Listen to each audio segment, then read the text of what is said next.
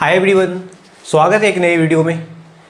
आज का हमारा टॉपिक होगा सेंट्रीपिटल फोर्स, यानी कि अभिकेंद्रीय बल। जैसा कि आप देख सकते हैं, अभिकेंद्रीय बल सेंट्रीपिटल फोर्स के बारे में हम लोग कॉन्सेप्ट जानने वाले हैं। इस सेंट्रीपिटल फोर्स क्या होता है, इसका क्या महत्व, इसका क्या यूजेस है, यहाँ पर इसका यूज़ किया जाता है। मैं आपको एग्जाम्पल के जरिए मैं चीज़ों को समझाऊंगा। बहुत सारे एग्जाम्पल से वीडियो में लास्ट तक बने रहेंगे। अगर चैनल पर नए हो, चैनल को जरूर सब्सक्राइब कर लेंगे, क्योंकि ऐसे छोटे छोटे क्लिप इन्फॉर्मेशन आपको देता रहूँगा।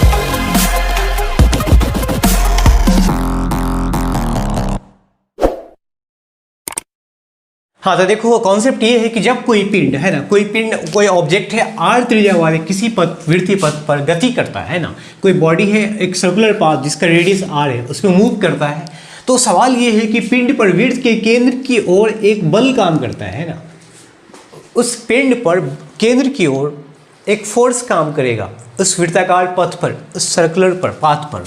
सेंटर की ओर क्या होगा, जिसको हम कहते हैं क्या, सेंट्रीपिटल फोर्स। इट मीन्स अभिकेंद्रीय बल को कहता है।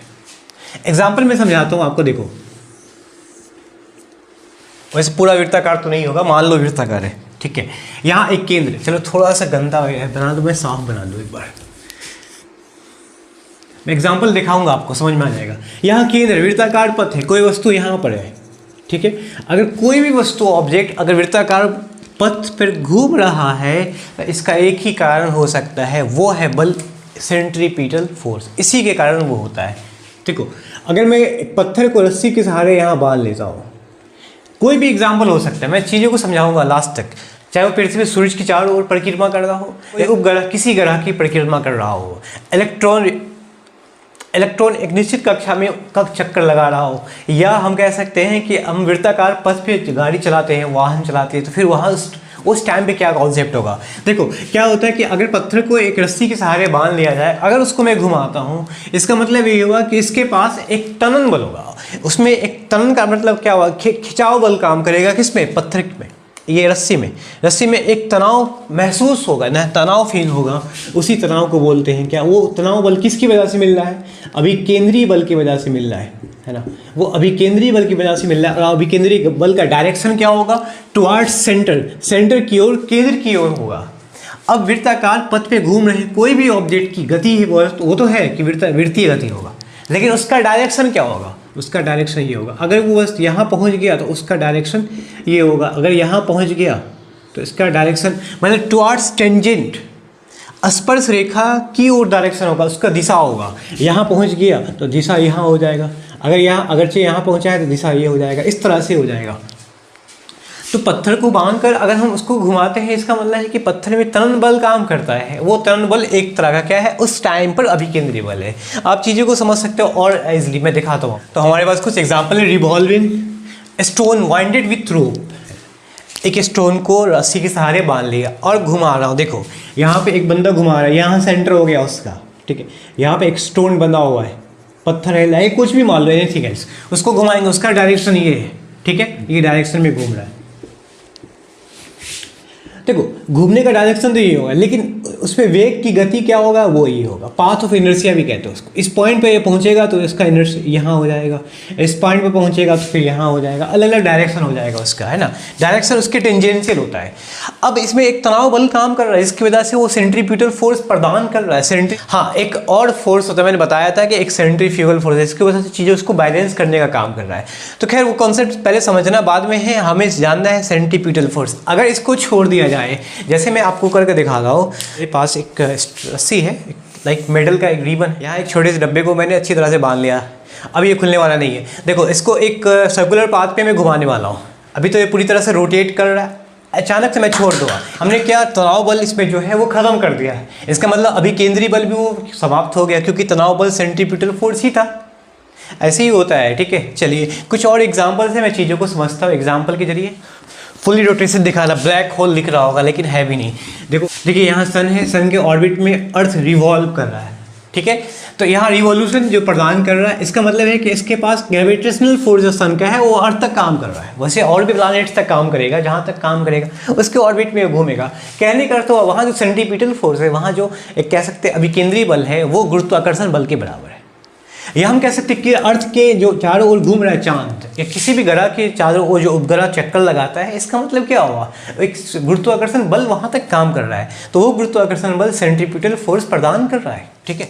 टर्निंग ए कार जब किसी बोर्ड पे आप देखा होगा कि अब एक रास्ता सीधा जा रहा है, एकदम से एक कोई टर्निंग पॉइंट आ गया, ऑब्वियसली कार को क्या उसको मोड़ना पड़ेगा, डायरेक्शन चेंज करना पड़ेगा।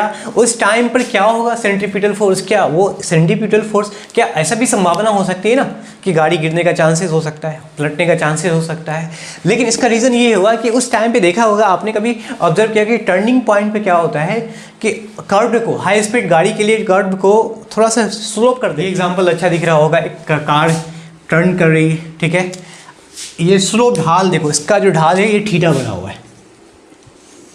ठीक है, हॉरिजॉन्टल सरफेस है, सरफेस ये होना चाहिए, सरफेस तो ये है, लेकिन रोड का सरफेस ऐसे हो जाएगा। मोड़ पर रोड को थोड़ा सा ढाल बनाया जाता है ताकि ये जो चक्का बाहर वाला है अगर वो उठेगा तो उसके संपर्क में आ जाएगा, टच में आ जाएगा। टच में आने का मतलब क्या हुआ कि फ्रिक्शनल फोर्स उस पर काम करना शुरू कर दिया है। जैसे फ्रिक्शनल फोर्स काम करेगा तो वो उसको सेंटर की ओर, चूँकि टर्न है तो टर्न का एक किसी रेडियस की थ्रू एक सेंटर होगा, एक कह सकते एक वृत्ताकार पथ बन जाएगा उस टाइम के लिए, सेंटर की ओर एक सेंट्रीपिटल फोर्स काम करेगा। ठीक है, कौन सा वो फोर्स कौन सा होगा, कार का चारों पहिए का, बल्कि चारों नहीं, दोनों नहीं, बल्कि चारों पहिए का जो फ्रिक्शनल फोर्स है, चारों पहिए का जो फ्रिक्शनल फोर्स है वो इक्वल हो जाएगा किसके, सेंट्रीपिटल फोर्स के इक्वल हो जाएगा। ये ढाल में ये क्या है, नॉर्मल 90 डिग्री पे होता है, ढाल तो इस तरह से नॉर्मल 90 डिग्री पे हो जाएगा। ये एंगल थीटा बना रहा है तो ये हो जाएगा आपका एन साइन थीटा, ये हो जाएगा आपका एन कॉस थीटा, ये हो जाएगा आपका एन साइन। इस पे नीचे की ओर क्या mg फोर्स लगा है। ठीक है, बस यही कारण है कि मोड़ वाले रास्ते पर ढाल नुमा कार, हाई स्पीड गाड़ी के लिए ढाल नुमा होना चाहिए। रीज़न क्या है कि कार के चारों पहिए का घर्षण बल, फ्रिक्शनल फोर्स, घर्षण बल वो सेंट्रीपिटल फोर्स के बराबर होना चाहिए।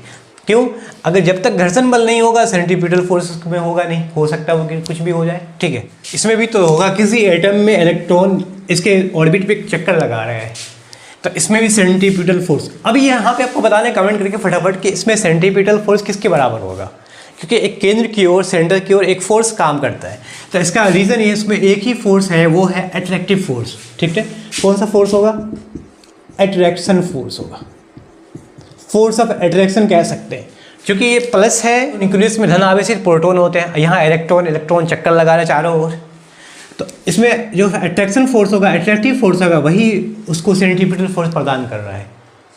और ये जाना है कि जब कोई ऑब्जेक्ट वृत्ताकार पथ पे चक्कर लगाता है तो उस पर दो तरह का फोर्स होता है, एक सेंट्रीपिटल फोर्स, सेंट्रीफ्यूगल फोर्स होता है। खैर ये हो गया, लेकिन ये समझना है कि हो सकता है कि क्या वो एक समान चाल से चक्कर लगा रहा है या असमान से। अगर असमान से लगा रहा है इसका मतलब त्वरण उत्पन्न होगा, तो क्या वो त्वरण किधर होगा, क्योंकि त्वरण भी एक सदिश राशि है, वो त्वरण का डायरेक्शन क्या होगा, दिशा क्या होगा वो बताना है। फोर्स तो आपको पता है कि सेंटर की ओर लगता है, लेकिन इसमें त्वरण की